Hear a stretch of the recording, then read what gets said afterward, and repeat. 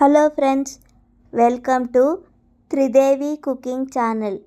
ఈరోజు మనం చేసుకోబోయే రెసిపీ బోటి పులుసు. బోటి పులుసు చేసుకోవడానికి ముందుగా కుక్కర్లో క్లీన్ చేసి పెట్టుకున్న బోటీని వేసుకోవాలి. కొంచెం పసుపు వేసుకోవాలి, కొంచెం ఉప్పు కూడా వేసుకోవాలి, కొన్ని నీళ్ళు కూడా వేసుకోవాలి.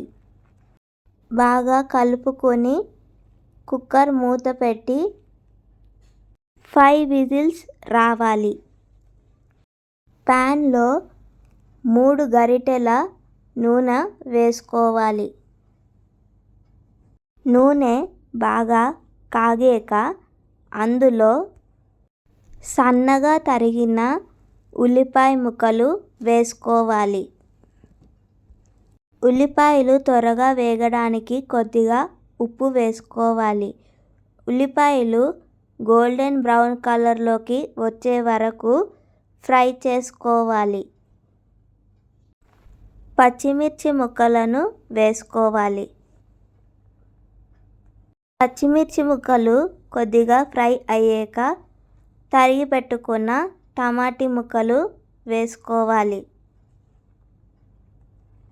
టమాటీ ముక్కలు మెత్తగా అయ్యే వరకు ఫ్రై చేసుకోవాలి. 1 స్పూన్ జింజర్ గార్లిక్ పేస్ట్ వేసుకోవాలి. జింజర్ గార్లిక్ పేస్ట్ పచ్చివాసన పోయే వరకు వేయించుకోవాలి.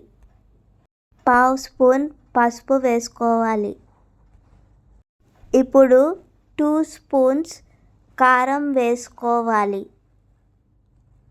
పసుపు కారం బాగా కలిసేలాగా కలుపుకోవాలి.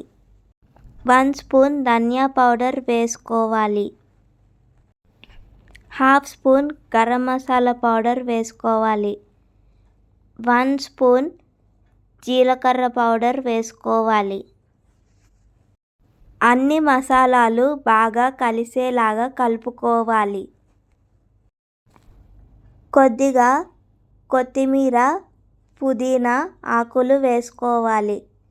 ఇప్పుడు కొత్తిమీర, పుదీనా బాగా కలిసేలాగా కలుపుకోవాలి. ఉప్పు, పసుపు వేసి ఉడికించుకున్న బోటి ముక్కలు వేసుకోవాలి. బోటి ముక్కలకు అన్ని మసాలాలు బాగా పట్టేలాగా కలుపుకోవాలి. చింతపండు గుజ్జుని వేసుకోవాలి.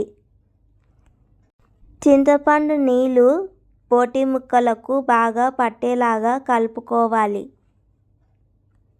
మూత పెట్టుకొని బోటి ముక్కలకు అన్ని మసాలాలు పట్టేలాగా 15 నిమిషాలు ఉడికించుకోవాలి. స్పైసీగా మరియు టేస్టీగా ఉండే బోటి పులుసు రెడీ. ఈ రెసిపీ తప్పకుండా ట్రై చేసి మీకు ఎలా వచ్చిందో కామెంట్లో చెప్పండి.